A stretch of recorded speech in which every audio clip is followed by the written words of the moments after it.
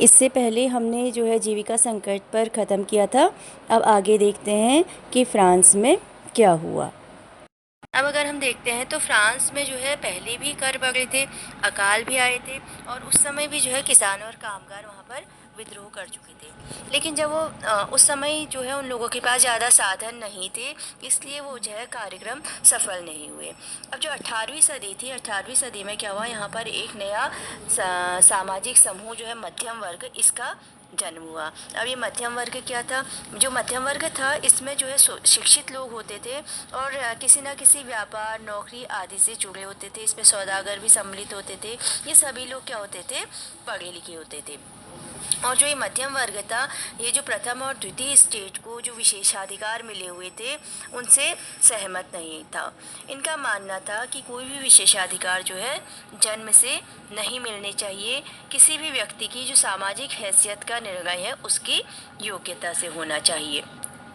अब ये लोग जो समान अवसरों के विचार पर आधारित समाज की कल्पना कर रहे थे। कौन लोग? मध्यम वर्ग के लोग कल्पना कर रहे थे। ये लोग जो है कुछ दार्शनिकों से प्रभावित थे। वहाँ पर उस समय कुछ दार्शनिक आए जिन्होंने अपने विचार दिए। उनमें थे जॉन लॉक, रूसो, मॉन्तेस्क्यू आदि। इन लोगों के विचार से ये लोग बहुत प्रभावित थे और ये जो दार्शनिक थे इनके विचारों का जो है फ्रांस की क्रांति पर बहुत ज़्यादा प्रभाव पड़ा। तो पहले हम देखते हैं जॉन लॉक के बारे में। देखते हैं जॉन लॉक थे जो है, इन्होंने एक पुस्तक लिखी थी, टू ट्रीटाइजेस ऑफ गवर्नमेंट।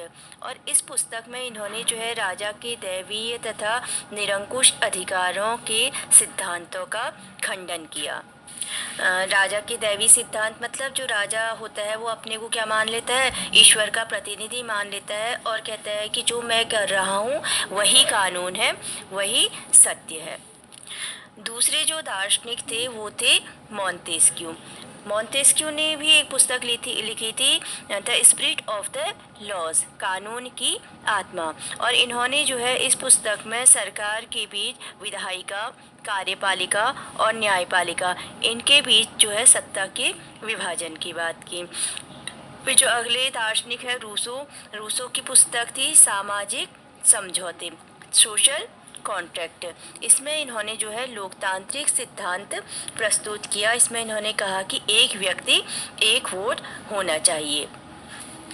तो ये जो दार्शनिक थे इनके विचारों को जो है जनता तक पहुंचाने का जो कार्य किया वो किसने किया? पुस्तकों ने, समाचार पत्र, गोष्ठियाँ, सार्वजनिक स्थल, इन सब के द्वारा जो है इन दार्शनिकों के विचार जो है आम जनता तक पहुंचते थे और उन्हें पता चलता था कि हमारा राजा कितना निरंकुश है और हमें राजा के विरुद्ध जो है आवाज़ उठानी चाहिए।